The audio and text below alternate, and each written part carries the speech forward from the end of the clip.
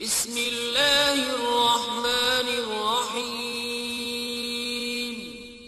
شروع اللہ کے نام سے جو بڑا مہربان نہایت رحم والا ہے۔ اعوذ باللہ من الشیطان اللعین الرجیم، بسم اللہ الرحمن الرحیم۔ الحمد للہ رب العالمین والصلاة والسلام وتحیت والاکرام علی اشرف الخلق سید المرسلین بالقاسم المصطفیٰ محمد وآلہ الطیبین الطاہرین ولعنۃ اللہ علی اعدائہم اجمعین من یومنا ھذا الی قیام یوم الدین وبعد یوم الدین اما بعد۔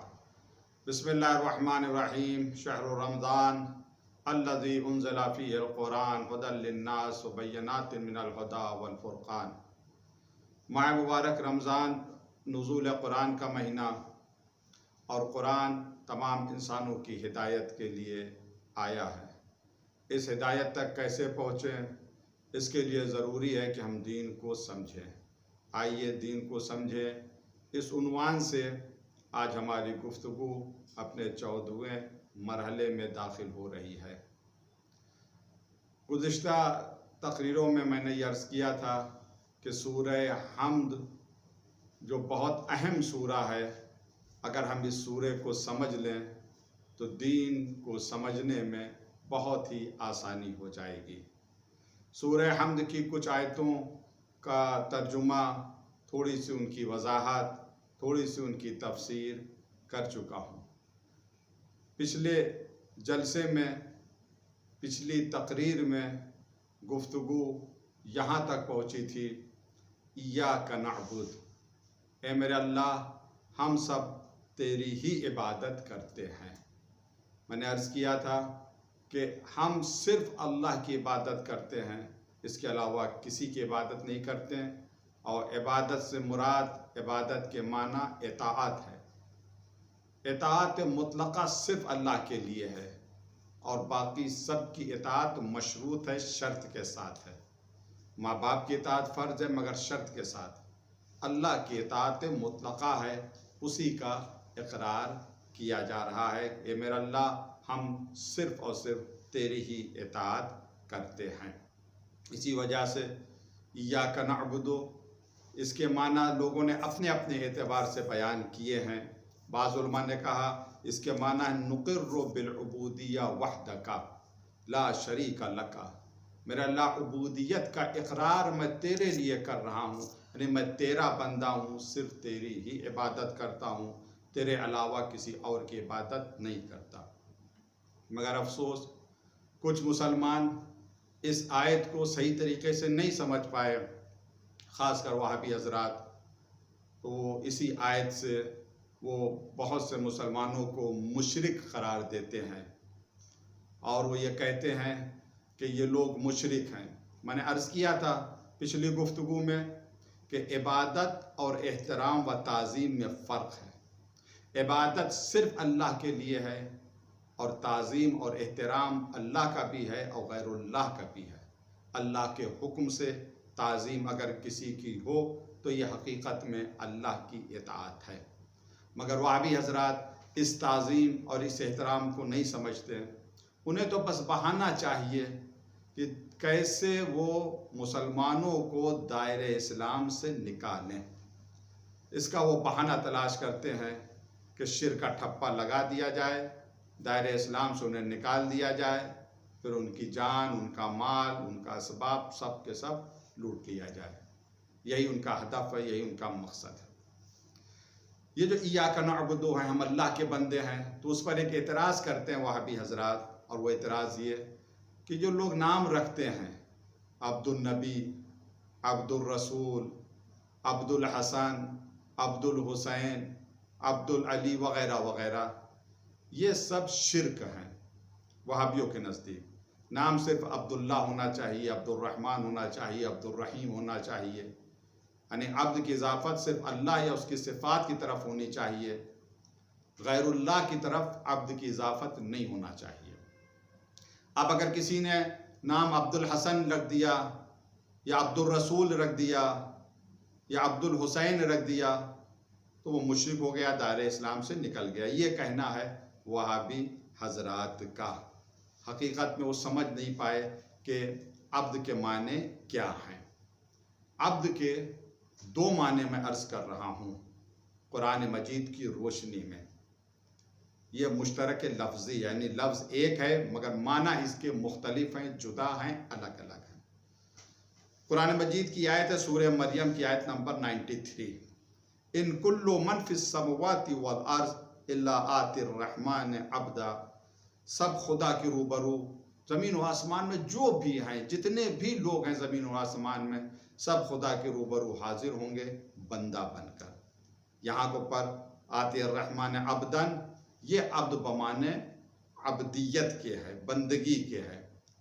عبداللہ، عبد الرحمن یعنی اللہ کا بندہ، عبداللہ یعنی وہ شخص جو اللہ کی عبادت کر رہا ہے۔ اس معنی میں اگر اس لفظ کی اضافت کسی اور طرف دی جائے تو یقیناً وہ شرک ہو جائے گا۔ یعنی اگر کہا جائے عبد الحسن یعنی حسن کی عبادت کرنے والا تو یہ شرک ہو جائے گا۔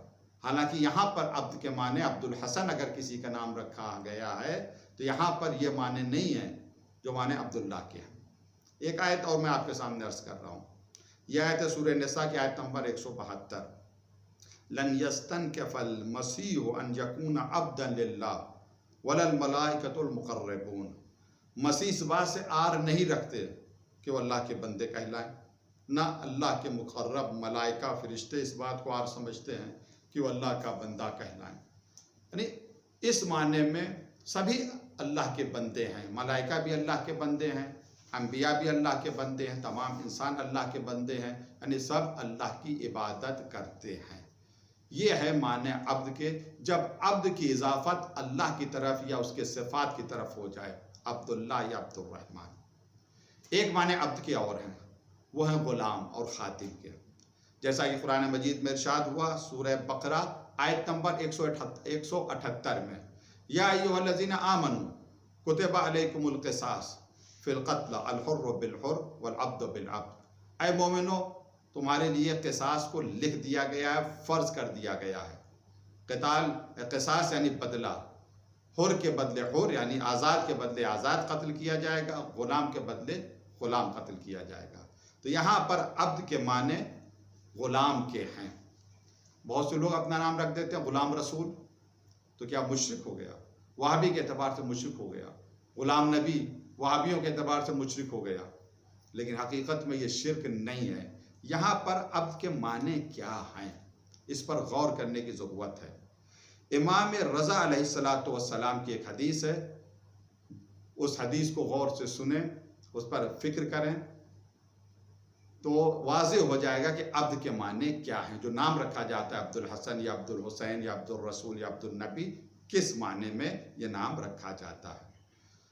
امام رضا علیہ السلام کے پاس کچھ لوگ آئے اور آنے کے بعد کچھ باتیں کہیں، پھر امام فرماتے ہیں اقول، میں کہتا ہوں کیا، الناس عبید لنا فی الطاعۃ، لوگ غلام ہیں ہمارے لیے، کہاں؟ اطاعت میں، فی الاطاعت، یعنی خادم ہے، غلام ہے، فی الاطاعت۔ کیا مقصد؟ غلام یعنی مطیع اور فرما بردار، موال لنا فی الدین، اور ہم سے محبت کرتے ہیں، دین میں ہم سے محبت کرتے ہیں، یعنی دین کے لیے ہم سے محبت کرتے ہیں، کہ دین کا حکم ہے کہ ہم سے محبت کی جائے۔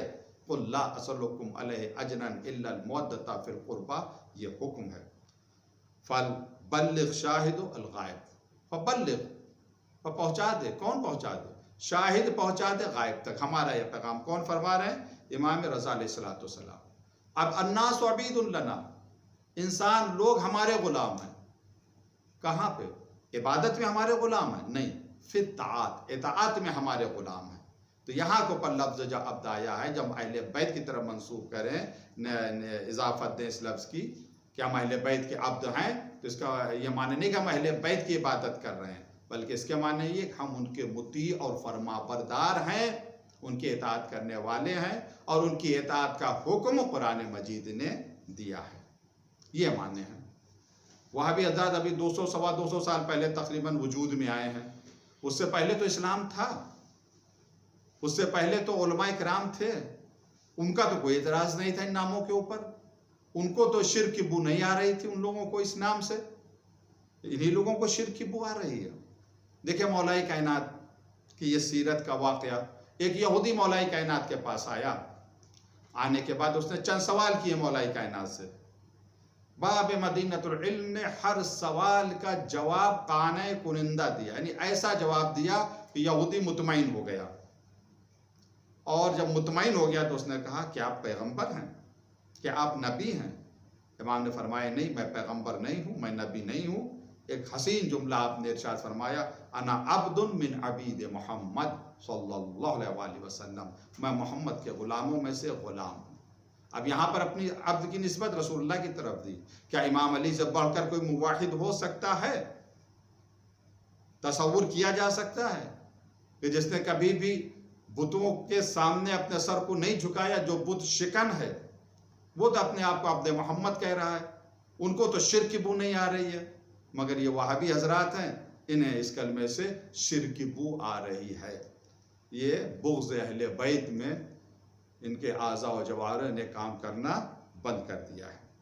अब यहाँ को पढ़िए, असहाब इकराम रज़ी अल्लाह ताला अन्हुम, इनमें से कितने असहाब ऐसे हैं कि जिनका नाम अब्द और अब्द की इजाफत गैरुल्लाह की तरफ।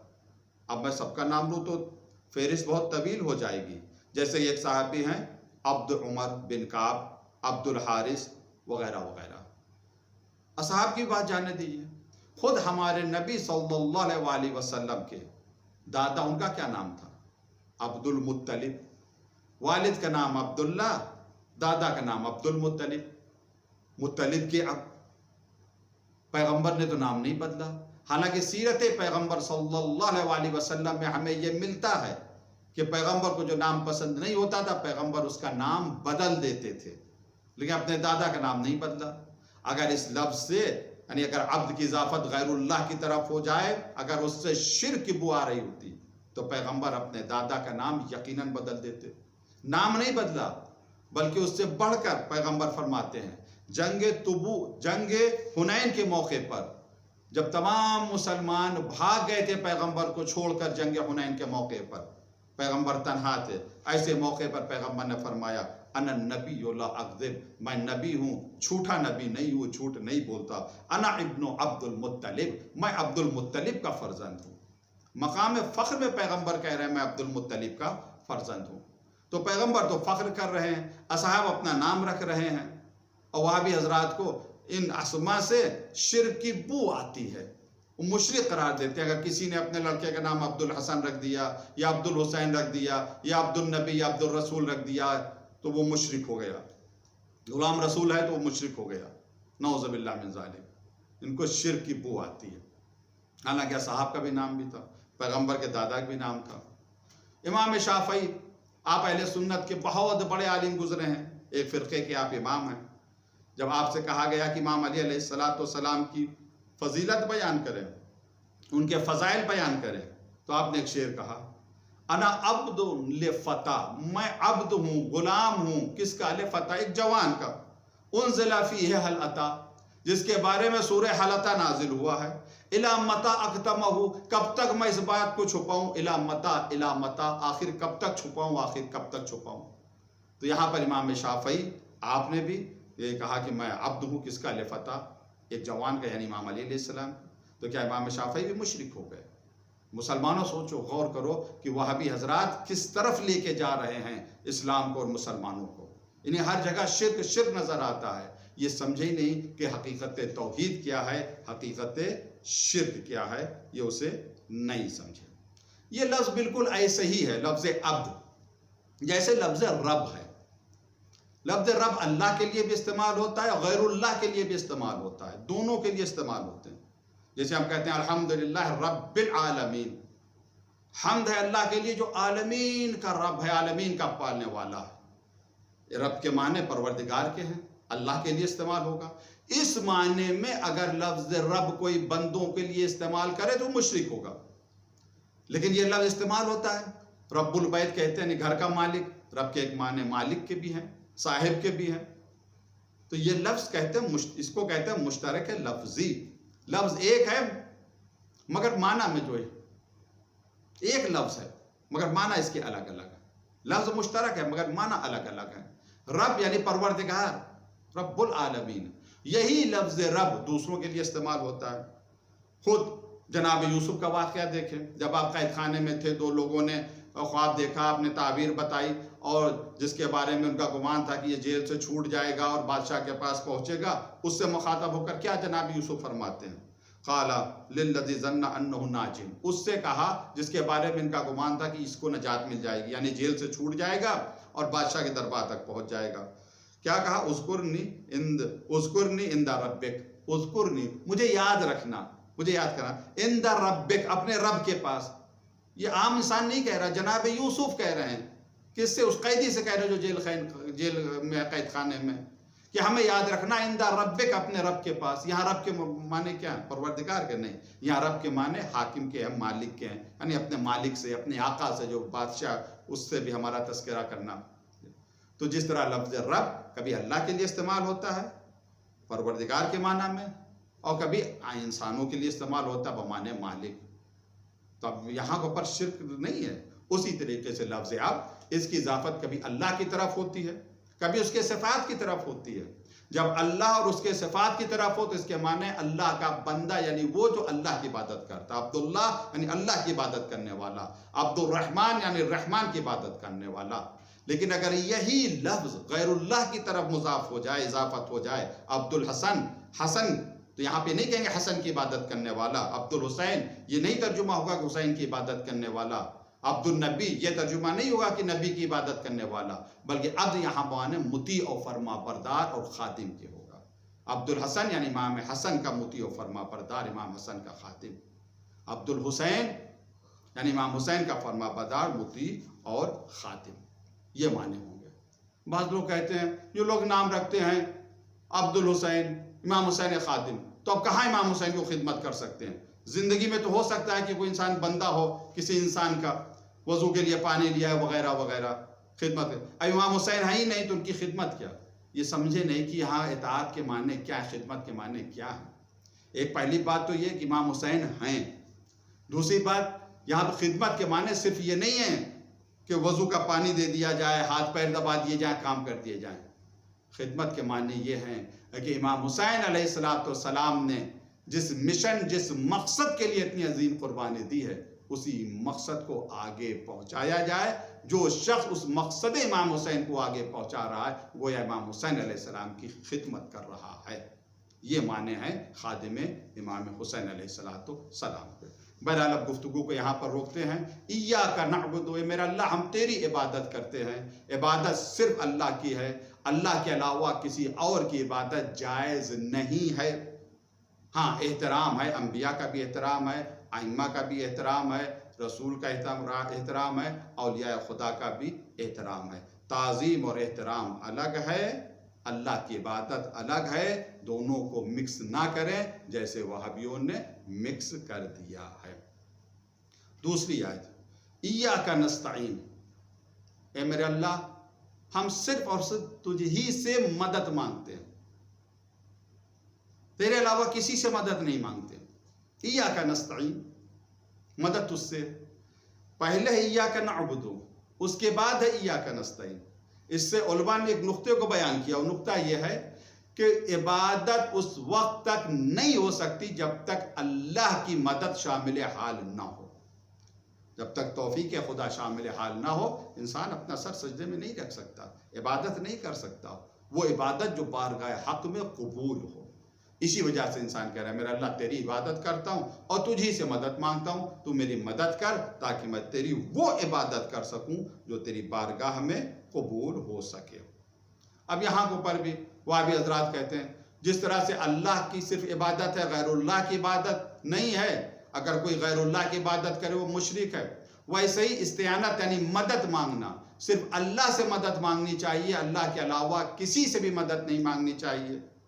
اگر کسی نے غیر اللہ سے مدد مانگی تو مشرک ہو گیا، دائرہ اسلام سے نکل گیا۔ صرف یا اللہ کہو بس، یا رسول اللہ کہنا شرک ہے، یا علی کہنا شرک ہے، یا حسن یا حسین یا فاطمہ کہنا شرک ہے۔ یہ کون کہتا ہے؟ یہ وہابی حضرات کہتے ہیں۔ انہیں نہ جانے کیوں حرف ندا سے اتنی چڑ ہے، سمجھ نہیں پائے یہاں کو پت کہ اس ایاک نستعین کے معنی کیا ہیں۔ اگر لفظ ندا سے انہیں اتنی زیادہ چڑ ہے تو قرآن مجید میں حرف ندا یعنی یا کم سے کم آپ دیکھیں جا کے 360 مرتبہ یہ حرف ندا قرآن مجید میں استعمال ہوا ہے. آواز دی ہے ندا، یا اللہ، اے میرے اللہ. تو وہ کہتے ہیں جس طرح سے آپ نے پکار دیا یا اللہ اے میرے اللہ، اب ایسے اگر کسی بندے کو پکار دیں گے تو شرک ہو جائے گا. نہیں، شرک نہیں ہوگا. یا حرف ندا قرآن میں استعمال ہوا ہے، کن کن معنوں میں استعمال ہوا ہے آپ غور کریں اس کے اوپر. وہابیوں کو غور کرنا چاہیے. خود اللہ نے اس یا کو استعمال کیا. جناب آدم سے مخاطب ہو کر فرمایا اللہ تبارک و تعالیٰ نے، یا آدم اسکن انت و زوجک الجنہ، اے آدم تم اور تمہاری بیوی دونوں جنت میں رہیں. یا آدم، اے آدم. یا ایھا الذین آمنوا، اس طرح کی آیت کتنی قرآن میں مل جائیں گے. اے صاحبان ایمان. یا ایھا الناس، اے لوگوں. خود ملائکہ نے بھی اس لفظ یا کو استعمال کیا ہے. وَإِذْ قَالَتِ الْمَلَائِكَةُ يَا مَرْيَمُ إِنَّ اللَّهَ اصْطَفَاكِ وَطَهَّرَكِ وَاصْطَفَاكِ عَلَى النِّسَاءِ الْعَالَمِينَ. جب ملائکہ نے کہا اے مریم، اللہ نے تمہیں چن لیا، تمہیں پاک کیا اور تمہیں چن لیا اور نساء العالمین، عالمین کی عورتوں پر، جو تمہارے زمانے کی جتنی عورتیں سب میں اگر انتخاب کیا تو صرف تمہارا انتخاب کیا. سورہ آل عمران آیت نمبر 42. یہاں کے اوپر بھی یا حرف ندا یہ استعمال ہوا. جو کہتے ہیں یا اللہ کہو اور یا رسول اللہ نہ کہو. ایک اور آیت ہے قالوا یا ابانا، یہ کون سی آیت؟ جناب یوسف کے بھائی جب انہیں احساس ہو گیا کہ ہم غلطی پر آئے، ہم نے گناہ کیا، اپنی غلطی کا، اپنے گناہ کا اعتراف کیا، تو اپنے بابا یعنی جناب یعقوب سے کہتے ہیں یا ابانا، اے میرے بابا، استغفر لنا، استغفر لنا، طلب مغفرت کی دعا کرے ہمارے لیے، ذنوبنا، ہمارے گناہوں کی مغفرت کی دعا کرے. یا ابانا، اے میرے بابا. اب میرا وسیلہ وہ ٹاپک نہیں ہے کہ میں اس کے بارے میں کچھ عرض کروں، لیکن بات آئی تو میں عرض کرتا ہوں. وہابی حضرات کہتے ہیں کسی اللہ سے دعا مانگو اور اس کے علاوہ کسی سے نہیں، کسی کو وسیلہ نہ بناؤ. وسیلہ بنانے کی ضرورت کیا ہے؟ وہ تو سب سے زیادہ قریب ہے.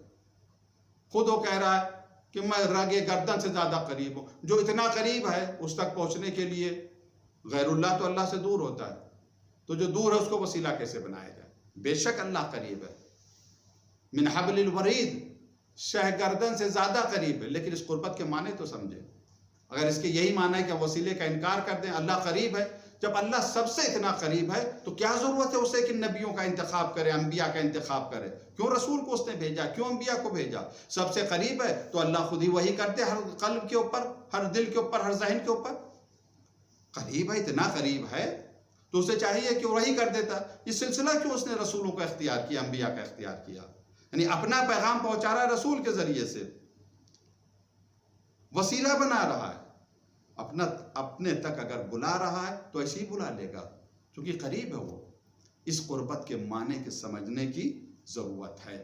بہرحال یہاں پر لفظ یا آیا، یا ابانا استغفر لنا ذنوبنا. اس پر جناب یعقوب نے کہا قالا سوف استغفر لکم ربی، میں ان قریب تمہارے رب سے تمہاری مغفرت کی دعا کروں گا. یہاں پر جناب یعقوب کو کہنا چاہیے دیکھیے شرک اور توحید کا پیغام ہر نبی نے دیا ہے، اس میں کوئی چینجنگ نہیں آئی، اس میں کوئی تبدیلی نہیں آئی ہے. اگر یہ شرک ہوتا تو جناب یعقوب ٹوک دیتے اپنے بچوں کو، کہتے تم خود جا کے توبہ کرو، تم خود جا کے طلب مغفرت کی دعا کرو، مجھ سے کیوں کہہ رہے ہو؟ مگر جناب یعقوب کیا فرما رہے ہیں؟ قال سوف استغفر لکم ربی، میں ان قریب، سوفا ان قریب تمہاری مغفرت کی دعا اپنے رب سے کروں گا. تو بہرحال یہ وسیلہ جو ہے ضروری ہے. یہ لفظ یا سے جو ان کو چڑ ہے، مجھے نہیں پتا کس وجہ سے چڑ ہے. یا کا خطاب تو سب سے ہوا. یہ لفظ یا قرآن مجید میں نے عرض کیا 360 مرتبہ یہ لفظ استعمال ہوا ہے. اب یہاں کے اوپر ایک اہم آیت ہے، اسے میں ذکر کرنا چاہتا ہوں، اس پر تھوڑا سا غور کریں. کہتے ایاک نستعین، وہابی حضرات کہتے ایاک نستعین، ہم صرف مدد تجھ سے مانگتے ہیں. تو صرف یا اللہ کہو، یا علی کہا شرک ہو گیا، یا حسن کہا شرک ہو گیا، یا حسین کہا شرک ہو گیا. کسی ولی خدا کو پکارا، تمہارا پکارنا شرک ہو گیا. کیسے شرک ہو جائے گا؟ قرآن کی آیتیں پڑھیں. جناب ابراہیم فرماتے ہیں سورہ شورا کی آیت ہے، اذا مرضت فہو یشفینی، جب میں بیمار پڑ جاتا ہوں، فہو یعنی اللہ، یشفینی مجھے شفا دیتا ہے، ہوا یعنی اللہ، قل هو اللہ احد، کہہ دو وہ اللہ ایک ہے۔ جناب ابراہیم فرماتے ہیں اذا مرضت، جب میں بیمار پڑتا ہوں، فہو یشفینی، فہو اللہ یشفینی، وہی مجھے شفا دیتا ہے۔ شفا دینے والا کون ہے؟ اللہ ہے، اس کے علاوہ کوئی اور تو شفا نہیں دیتا۔ مگر پروردگار نے کیا فرمایا سورہ نحل میں؟ جب شہد کی مکھیوں کا ذکر کیا تو پروردگار نے کیا فرمایا؟ یخرج من بطونها شراب مختلف الوانہ فیہ شفاء للناس، اس کے پیٹ سے، اس کے شکم سے ایک مشروب نکلتا ہے، بہنے والا مشروب نکلتا ہے جس میں لوگوں کے لیے شفا ہے۔ جناب ابراہیم والی آیت کہہ رہی فہو یشفینی، شفا اللہ شفا دیتا ہے، اذا مرضت فہو یشفینی، جب میں بیمار پڑتا ہوں تو اللہ مجھے شفا دیتا ہے۔ یہاں پہ اللہ کہہ رہا ہے، اللہ تبارک تعالیٰ ارشاد فرما رہا ہے کہ شہد کی مکھی یعنی شہد، یہ شفا ہے، شہد میں شفا ہے لوگوں کے لیے۔ تو اب اگر کوئی شہد کھائے اور اسے شفا مل جاؤ، کہے کہ شہد کھانے سے میں ٹھیک ہو گیا، شہد کھانے سے مجھے شفا مل گئی، تو کیا مشرک ہو جائے گا؟ نہیں۔ کیوں؟ اس نیت سے اگر کوئی کہے کہ شہد شفا میں مستقل ہے خدا کے مقابلے میں، تب تو مشرک ہو جائے گا۔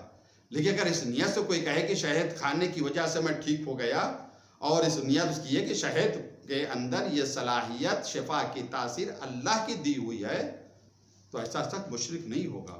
تو تھوڑا سا مسلمان غور کریں کہ جب شہد کی مکھی اس کے شکم میں جو مشروب ہے، جس کو ہم شہد کہتے ہیں، اصل کہتے ہیں عربی میں، جب اس میں پروردگار شفا قرار دے سکتا ہے لوگوں کے لیے، حالانکہ شفا دینے والا وہ، یعنی اسے وسیلہ بنا سکتا ہے۔ پروردگار ہر کام وسیلے سے کرتا، بغیر وسیلے سے نہیں کرتا۔ تو جب شہد کی مکھی کو وسیلہ بنا سکتا ہے تو کیا کسی مٹی کو شفا کا وسیلہ نہیں بنا سکتا؟ کیا اس کی قدرت سے باہر ہے یہ بات؟ کہاں یہ شرک ہو جائے گا اگر کسی خاک کو ہم خاک کے شفا کہیں؟ کربلا کی مٹی، کربلا کی خاک، بے شک خاک کے شفا ہے، اس سے بیماروں کو شفا ملتی ہے۔ یا کربلا کی مٹی سے ہمیں شفا مل گئی، یا امام حسین نے ہمیں شفا دے دی، یا امام علی نے ہمیں شفا دے دی، یہ شرک ہو گیا۔ کہاں سے یہ شرک ہو گیا؟ اگر ہاں کوئی اس نیت سے کہے کہ امام حسین نے شفا دے دی خدا بن کر، تو یہ شرک ہو گیا۔ نہیں، امام حسین نے شفا دی، کیسے شفا دی؟ اس قوت اور طاقت کے ذریعے سے جو قوت اور طاقت اللہ تبارک و تعالیٰ نے امام حسین علیہ السلام کو عطا فرمائی۔ بہرحال ایاک نعبد و ایاک نستعین، اے میرے اللہ ہم تیری عبادت کرتے ہیں اور صرف تجھ ہی سے مدد مانگتے ہیں۔ یا اللہ سے مدد مانگے، وسیلہ ہے کیونکہ اللہ نے یہ دروازہ بنایا ہے، یہ راستہ بنایا، اسی راستے سے چل کر ہم اللہ تک پہنچ سکتے ہیں۔ پروردگار نے کچھ بندوں کو اتنا پسند کیا ہے کہ وہ اپنے نام سے انہیں جدا نہیں کر رہا ہے، بلکہ وہ چاہتا ہے جہاں پر اس کا نام ہو وہاں کے اوپر اس کے بندوں کا بھی تذکرہ ہو، حتیٰ کہ نماز میں بھی، اذان میں بھی ان بندوں کا ذکر اللہ کے اسم کے ساتھ، نماز میں بھی تشہد میں اگر کوئی محمد وآل محمد پر صلوات و درود نہ بھیجے تو اس کی نماز باطل ہے۔ تو اہل بیت کی محبت یا اہل بیت کو استعانت کے لیے، مدد کے لیے پکارنا، یہ بالکل شرک نہیں ہے، بلکہ جو نہ مانے وہی دار اسلام سے نکل جائے گا۔ ایاک نعبد و ایاک نستعین، اے میرے اللہ ہم تیری ہی عبادت کرتے ہیں اور تجھ ہی سے مدد مانگتے ہیں۔ ماہ مبارک رمضان کا آخری جمعہ، جسے جمعۃ الوداع کہا جاتا ہے، یہ بہت ہی زیادہ اہم ہے۔ اس جمعے کا ایک نام اور ہے، وہ روز قدس۔ جب ایران میں انقلاب آیا تو امام خمینی رحمۃ اللہ تعالی علیہ نے ماہ مبارک کے آخری جمعے کو روز قدس کے عنوان سے منانے کا حکم دیا۔ کیوں؟ کس وجہ سے؟ قدس شریف، بیت المقدس ہمارا قبلہ اول، کہ پیغمبر اسلام جب تک مکے میں تھے آپ فلسطین کی طرف، جو آج اسرائیل کہلاتا ہے، فلسطین کی طرف رخ کر کے، بیت المقدس کی طرف رخ کر کے نماز پڑھتے تھے۔ جب آپ مدینے آ گئے ہیں تو 15، 17، 19 مہینے تک آپ کا رخ، آپ کا چہرہ نماز میں فلسطین، بیت المقدس کی طرف رہا، جو آج اسرائیل کہلاتا ہے۔ تو اس کے بعد تحویل قبلہ یعنی قبلے کی تبدیلی کا حکم آیا، قبلہ بدل گیا۔ یہ فلسطین وہ سرزمین ہے جسے قرآن نے ارض مقدس بھی کہا ہے اور بابرکت زمین بھی کہا ہے، بارکنا حولہو بھی کہا ہے۔ یہ فلسطین میں ایک مسجد ہے جسے مسجد اقصیٰ کہتے ہیں۔ یہ وہ جگہ ہے جہاں سے ہمارے نبی کو معراج ہوئی، اس کی بہت زیادہ فضیلت ہے۔ حدیث میں آیا ہے کہ اس مسجد میں یعنی مسجد اقصیٰ میں 4 مسجدیں ایسی ہیں، مسجد نبوی مدینہ، مسجد مکہ، مسجد کوفہ، مسجد اقصیٰ جو فلسطین میں ہے۔ ان 4 مسجدوں کے لیے حدیث میں آیا ہے جو شخص واجب نماز پڑھے اس واجب نماز کا ثواب حج کے برابر اور مستحب نماز کا ثواب عمرے کے برابر۔ یہ جو ہماری مسجد اقصیٰ ہے، یہ جو ہمارا قبلہ اول ہے، اس پر یہودیوں کا ایک گروہ جسے صہیونی کہتے ہیں انہوں نے قبضہ کر رکھا ہے۔ مسلمانوں کو وہاں سے نکال دیا، وہاں کے رہنے والوں کو وہاں سے نکال دیا، ان پر ظلم کر رہے ہیں، انہیں قتل کر رہے ہیں۔ ہم سب کی ذمہ داری ہے کہ ہم اسرائیل کے ظلم کے خلاف صدائے احتجاج بلند کریں، نہ کہ صرف اسرائیل کے ظلم کے خلاف، دنیا میں جہاں کہیں بھی ظلم ہو رہا ہے ہر ظلم کے خلاف ہم صدائے احتجاج کو بلند کریں اور دعا کریں پروردگار جلد از جلد وہ آئے، وہ ظہور فرمائے جس کے لیے سچے نبی نے فرمایا یملؤ الارض قسطا وعدلا کما ملئت ظلما وجورا۔ جب امام زمانہ آئیں گے تو وہ زمین کو عدل و انصاف سے اس طرح سے بھر دیں گے، اس طرح سے لبریز کر دیں گے جیسے زمین ظلم اور جور سے بھری ہوئی تھی۔ پروردگار ہم سب کو اتنی توفیق دے کہ ہم روز قدس پر احتجاج کر سکیں اور اسرائیل کے ظلم کے خلاف اپنے احتجاج کو دنیا والوں تک پہنچا سکیں تاکہ زمانے کا امام ہم سے راضی اور خوشنود ہو۔ شب جمعہ کے حوالے سے مختلف روایات ملتی ہیں۔ جمعے کی اہمیت بہت زیادہ ہے اور شب جمعہ کی بھی اہمیت بہت زیادہ ہے۔ میں صرف ایک واقعہ آپ کے سامنے عرض کرنا چاہتا ہوں جس کا تعلق شب جمعہ سے ہے۔ مرحوم کافی نے اس واقعے کو بیان کیا ہے۔ مرحوم کافی فرماتے ہیں ایران میں کسی گاؤں میں کوئی شخص تھا جس کا نام عباس تھا، ملا عباس۔ یہ ہر سال زیارت کرنے کے لیے آتے تھے کربلا مولا۔ ایک سال یہ زیارت کے لیے نہیں جا پائے۔ جب یہ زیارت کے لیے نہیں جا پائے اور گاؤں والوں کو پتہ چلا، گاؤں کے نوجوانوں کو پتہ چلا کہ ملا عباس اب کی زیارت کے لیے کربلا نہیں جا رہے ہیں، تو تمام گاؤں والے جمع ہوئے اور نوجوان جمع ہونے کے بعد میٹنگ کرتے ہیں اور فیصلہ کرتے ہیں اب کہ سب لوگ کربلا چلیں، پوری انجمن کربلا چلے اور ملا عباس کو اپنے خرچے پر لے کر چلیں۔ آ کر ان سے بیان کیا، یہ فوراً راضی ہو گئے۔ غرض نوجوانوں کی انجمن لے کر ملا عباس کربلا کی طرف روانہ ہوئے۔ یہ اس زمانے کا واقعہ ہے کہ جب سفر اونٹوں سے اور گھوڑوں سے ہوتا تھا۔ یہ لوگ رات ہوئی، ایک مسافر خانے میں رکے۔ یہ ملا عباس تو آتے جاتے تھے۔ یہ جب چھت کے اوپر گئے انہیں ایک روشنی نظر آئی تو یہ سمجھ گئے یہ کربلا کی روشنی ہے۔ انہوں نے نوجوانوں کو جمع کیا اور کہا نوجوانوں مجھے پتہ ہے تم بہت زیادہ تھکے ہوئے ہو، بہت لمبا سفر کر کے آئے ہو، مگر تھوڑی سی محنت سے کام لو، تھوڑی سی کوشش کرو۔ دیکھو ہمیں پتہ نہیں ہے کہ یہ آئندہ شب جمعہ ہماری زندگی میں آئے یا نہ آئے۔ کہ آپ کہنا کیا چاہ رہے ہیں؟ کہ میں کہنا چاہ رہا ہوں کہ اگر ہم لوگ چاہیں تو اس شب جمعہ ہم کربلا پہنچ سکتے ہیں۔ غرض نوجوان تیار ہو گئے اور یہ لوگ وہاں سے روانہ ہو گئے۔ رات ہی کے وقت یہ لوگ کربلا پہنچ گئے۔ اب آپ تھوڑا سا تصور کریں، نوجوانوں کا مجمع ہے، شب جمعہ ہے، حرم امام حسین علیہ السلام ہے، تمام نوجوانوں کو پتہ ہے کہ علی اصغر اپنے بابا کے سینے پر آرام کر رہے ہیں اور علی اکبر اپنے بابا کے پیتیانے آرام کر رہے ہیں۔ سب رو رہے ہیں، سب گریہ کر رہے ہیں، ماتم کر رہے ہیں، پرسہ دے رہے ہیں۔ جب سب پرسہ دے چکے تو کسی نے کہا ایک نوحہ پڑھ لیا جائے۔ کس کے حال کا نوحہ پڑھیں یہ طے نہ ہو پایا۔ ملا عباس کہتے ہیں میں بیاض کھولتا ہوں، جس کے حال کا نوحہ نکلے گا میں پڑھوں گا۔ بیاض کھولی تو اس میں نوحہ نکلا حضرت علی اکبر کے حال کا۔ ملا عباس نے نوحے کو پڑھا۔ مجھے نہیں پتہ نوحے میں کیا تھا، لیکن آپ تصور کریں نوجوانوں کا مجمع اور حضرت علی اکبر کے حال کا نوحہ۔ حضرت علی اکبر کے مصائب کے لیے ملتا ہے، بعض روایات میں آیا ہے کہ جہاں کہیں کے اوپر علی اکبر کے مصائب پڑھے جائے وہاں کہا گیا ہے کہ آواز کو دبا کر نہ رونا، ایسے رونا جیسے علی اکبر کی دکھیاری دادی روتی ہے۔ نوجوانوں کا مجمع حضرت علی اکبر کے حال کا نوحہ سب گریہ کر رہے ہیں، ماتم کر رہے ہیں، خوب روئے، خوب ماتم کیا۔ جب نوحہ ختم ہو گیا یہ لوگ تھکے ہارے مسافر خانے آئے، سو گئے۔ مکاشفہ ہوتا عالم خواب میں ملا عباس دیکھتے ہیں کہ ایک شخص آیا اور کہا ملا عباس اپنے نوجوانوں کو بلا لو، جمع کر لو۔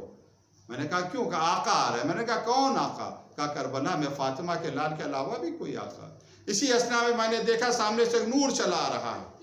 ہم لوگ استقبال کے لیے کھڑا ہونا چاہتے ہیں، اٹھنا چاہتے ہیں کہ آنے والے نے کہا نہیں، اپنی جگہ بیٹھے رہو، بہت تھکے ہوئے ہو، تمہیں میرے حق کی قسم اپنی جگہ بیٹھے رہو۔ عزادارو، جتنی یہ محبت عزادار اپنے آقا سے کرتا اتنا ہی امام حسین اپنے عزاداروں سے کرتے ہیں۔ آ کر بیٹھ گئے۔ مولا آپ نے کیوں زحمت کی؟ کہا میں 3 کاموں سے تمہارے پاس آیا ہوں۔ کہا مولا کون سے 3 کام ہیں؟ کہا پہلا کام یہ، جو زائر میری زیارت کے لیے آتا ہے میں ضرور اس کی زیارت کے لیے جاتا ہوں، یہ فاطمہ کے لال کا وعدہ ہے۔ اور دوسرا کام یہ، جب اپنے گاؤں جانا تو میرے عزاداروں کو میرا سلام کہنا۔ ایک عزادار کا نام دیا، اسے میرا خصوصی سلام کہنا اور اس سے کہنا اس کی یہ خدمت مجھے بہت پسند ہے۔ بعد میں جب تحقیق کی تو معلوم ہوا کہ اس کی خدمت صرف اتنی تھی کہ یہ عزادار وہاں بیٹھتا تھا جہاں عزادار اپنی جوتیاں اتارتے تھے، یہ سب کی چپلیں صحیح کرتا تھا۔ اللہ اللہ، فاطمہ کا لال کتنا کریم ہے۔ اگر امام حسین اسے خصوصی سلام کہلاتے، جو بڑی مجلس کرتا ہے، بہت زیادہ تبرک بڑھتا ہے، تو غریب کے دل میں ہمیشہ یہ خیال رہتا کاش میرے پاس پیسہ ہوتا، میں بڑی مجلس کرتا تو اس لائق بنتا کہ میرا مولا مجھے خصوصی سلام کہلاتا۔